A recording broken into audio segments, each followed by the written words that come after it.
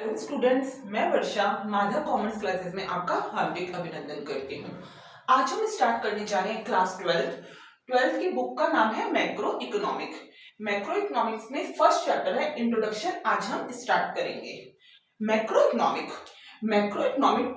To word से मिलकर बना है, मैक्रो प्लस इकोनॉमिक। अब मैक्रो मीन्स क्या होता है? मैक्रो वर्ड का ओरिजिन मैक्रोज वर्ड से हुआ है। मैक्रो वर्ड का ओरिजिन मैक्रोज वर्ड से हुआ है, जो कि एक ग्रीक वर्ड है जिसका मीनिंग होता है लार्ज। हमने 11th क्लास में पढ़ा था माइक्रो इकोनॉमिक पढ़ा था। माइक्रो का मीन्स होता है स्मॉल, मैक्रो का मीन्स होता है लार्ज स्केल पर अगर हम स्टडी करते हैं इकोनॉमी की तो वो मैक्रो इकोनॉमिक होती है। अगर हम स्मॉल स्केल पे इकोनॉमी की स्टडी करते हैं तो वो माइक्रो इकोनॉमिक होती है। अब macro means economy as whole, पूरी कंट्री की इकोनॉमी पर स्टडी करना किस में आता है? मैक्रो इकोनॉमिक में आता है। अब इसकी डेफिनेशन क्या है? Macro economic is branch of economic which study economic issue और इकोनॉमिक प्रॉब्लम। इकोनॉमिक की ब्रांच है, मैक्रो इकोनॉमिक्स की ब्रांच है जो स्टडी करती है इकोनॉमिक इश्यूज क्या हैं, इकोनॉमिक प्रॉब्लम क्या है कंट्री में, जो इकोनॉमी पे जिससे इकोनॉमी पे फर्क पड़ता है। अब यहाँ पे बढ़ा है इकोनॉमिक इशू और इकोनॉमिक प्रॉब्लम। अब हमारी कंट्री की मेजर प्रॉब्लम क्या है? इकोनॉमिक इशू क्या है? इकोनॉमिक इशू हमारी कंट्री में है लिमिटेड रिसोर्सेज का होना।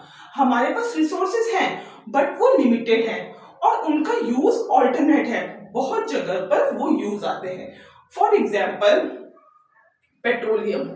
पेट्रोलियम हमारे पास रिसोर्स है बट उसका यूज व्हीकल्स में भी होता है, फैक्ट्री में भी होता है और केमिकल वगैरह बनाने में भी होता है, तो उसके यूजेस ऑल्टरनेट है। हमें उस प्रॉब्लम से कैसे सॉर्ट आउट करें कि हम तो यूज कर पाए और आने वाली जनरेशन भी उस रिसोर्सेज का यूटिलाइजेशन अच्छे से कर सके, उनके लिए भी वो प्रोटेक्ट रह पाए।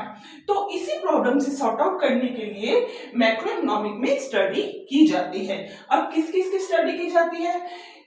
मैक्रो इकोनॉमिक में वेलफेयर ऑफ रेजिडेंट जो भी कंट्री के रेजिडेंट्स हैं उनके वेलफेयर को ध्यान में रखा जाता है कि उनका डेवलपमेंट कैसे हो, उनको सारे रिसोर्सेज की सप्लाई कैसे हो, वाटर की सप्लाई हो, उनके लिए हाउस फैसिलिटी भी हो, सबके लिए मतलब उनका डेवलपमेंट कैसे हो, और एम्प्लॉयमेंट ज्यादा से ज्यादा लोगों को एम्प्लॉयमेंट मिले, और इन्फ्लेशन कैसे दूर। इन्फ्लेशन का मतलब होता है महंगाई,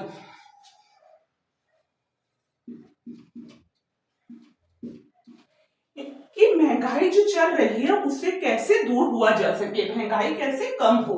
और डिप्रेशन, कोई मार्केट डिप्रेशन की पोजीशन में है तो उससे कैसे सॉर्ट आउट हुआ जाए, ये सब किसमें देखा जाता है? मैक्रो इकोनॉमिक में देखा जाता है।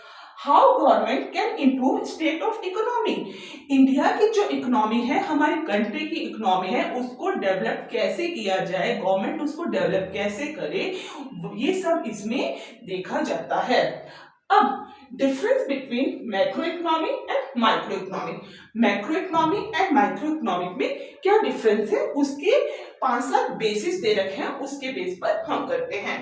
Basis of study, first point है studies problem of scarcity and choice at the level of economy as whole means पूरे कंट्री में जो स्कैर्सिटी की प्रॉब्लम है, प्रॉब्लम ऑफ चॉइस है, उससे कैसे उस पर स्टडी करना क्या है? मैक्रो इकोनॉमिक्स है।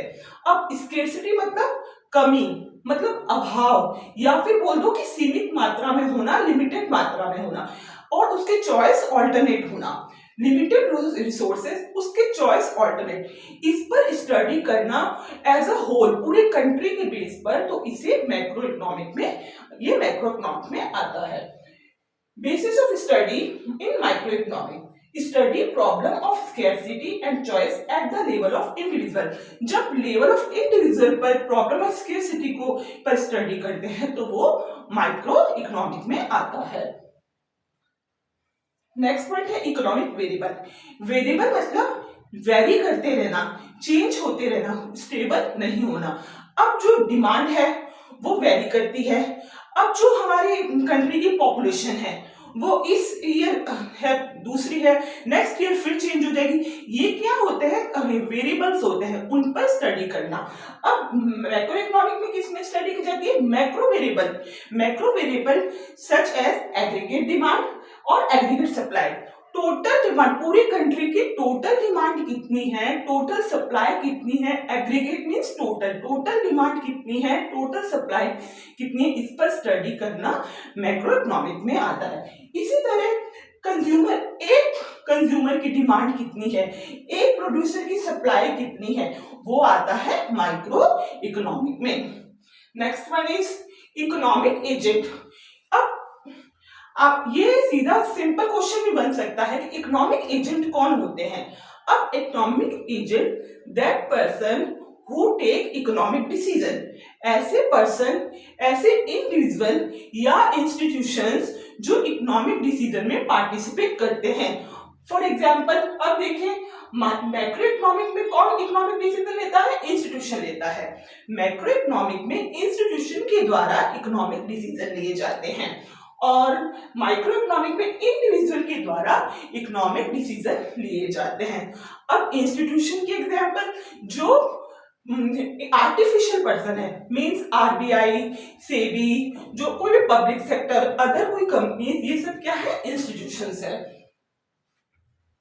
Next one is degree of aggregation. Aggregation word किससे बना है, एग्रीगेट से बना है, जिसका मीनिंग होता है टोटल। अब aggregation of all economic units, all good and supply of the in the economic में हमारी होल कंट्री के इकोनॉमिक में टोटल गुड्स और सप्लाई कितने हैं, उनकी टोटल डिमांड कितनी है। फॉर एग्जाम्पल एक है राइस, सेकंड है व्हीट एंड शुगर, इन सबकी ये जो कमोडिटी है सबकी टोटल डिमांड कितनी है, टोटल सप्लाई कितनी है, उस पर स्टडी करना मैक्रो इकोनॉमिक में आता है। और इसमें क्या होता है, पर्टिकुलर कमोडिटी में एक फर्म के द्वारा पर्टिकुलर कमोडिटी में कितनी डिमांड, पर्टिकुलर कमोडिटी राइस की टोटल डिमांड कितनी है, मतलब कि हमारे पूरी कंट्री में केवल राइस की टोटल डिमांड कितनी है, केवल व्हीट की टोटल डिमांड कितनी है, अलग अलग जब कमोडिटी का सेपरेट स्टडी की जाती है वो माइक्रो इकोनॉमिक में आता है। Next one is different set of assumption. यहाँ अजम्पशन का मतलब है मानकर चलना, एज्यूम करके चलना। अब क्या होता है, जो मैक्रो इकोनॉमिक है उसकी स्टडी करते हैं तब हम मानते हैं कि माइक्रो वेरिएबल कांस्टेंट है। फॉर एग्जाम्पल कि हम मान के चल रहे हैं टोटल डिमांड कैलकुलेट कर रहे हैं तो हम इंडिविजुअल की डिमांड को कांस्टेंट मानेंगे। इसी तरह क्या होता है, जब हम माइक्रो की स्टडी कर रहे हैं तो हम मानेंगे कि मैक्रो वेरिएबल कांस्टेंट है। माइक्रो में मैक्रो वेरिएबल कांस्टेंट है और मैक्रो में माइक्रो वेरिएबल कांस्टेंट होते हैं। In micro variable are constant, ये अज्यूम करते हैं, और in macro variable are constant. अब next one is central issue. Central issue क्या है, हमारी कंट्री की मेजर प्रॉब्लम क्या है उसको देखना। अब determination of overall level of output and employment. अब मैक्रो में देखते हैं कि टोटल एम्प्लॉयमेंट कितना है, टोटल गुड्स ऑफ सप्लाई कितनी है, ये सब किस में देखा जाता है, मैक्रो में देखा जाता है। और इसमें सेंट्रल इशू क्या है, माइक्रो में रिसोर्सेज को इंडिविजुअल में कैसे एलोकेट किया जाए, कैसे डिस्ट्रीब्यूट किया जाए। Method of study. अब जो मेथड ऑफ स्टडी है इसमें ये देखा जाता है कि मैक्रो में कौन सी स्टडी करी जाती है, जनरल इक्विलिब्रियम एनालिसिस की जाती है। जनरल इक्विलिब्रियम एनालिसिस का मतलब है कौन सी ऐसा पॉइंट होगा जब total demand equals to total supply होगी, जब सस्ता मार्केट और तेज मार्केट दोनों इक्वल पोजीशन पे होगा, कौन सा पॉइंट ऐसा होगा, जनरल इक्विलिब्रियम एनालिसिस किया जाता है।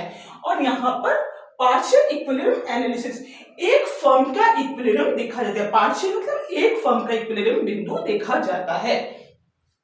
Next one is micro macro paradox. यहाँ पर पैराडॉक्स का मतलब है लॉजिक क्या है। अब इसमें ये माना जाता है हम क्या करते हैं, जब मैक्रो की स्टडी कर रहे हूं, जब मैक्रो इकोनॉमिक की स्टडी करते हैं तो माइक्रो इकोनॉमिक वाले लॉजिक मैक्रो में नहीं काम आते।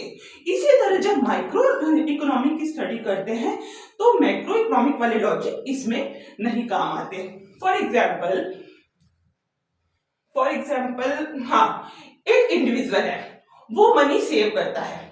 माइक्रो के अकॉर्डिंग देखें तो एक इंडिविजुअल है, वो मनी सेव कर रहा है, हर ईयर मनी सेव कर रहा है, तो उसके पॉइंट ऑफ व्यू से देखें तो उसके लिए अच्छा है, उसका फ्यूचर सिक्योर हो रहा है। लेकिन अब इसी तरह मैक्रो में देखें कि सभी इंडिविजुअल मनी सेव करने लग जाए तो क्या होगा, करंट इन्वेस्टमेंट कम हो जाएगा।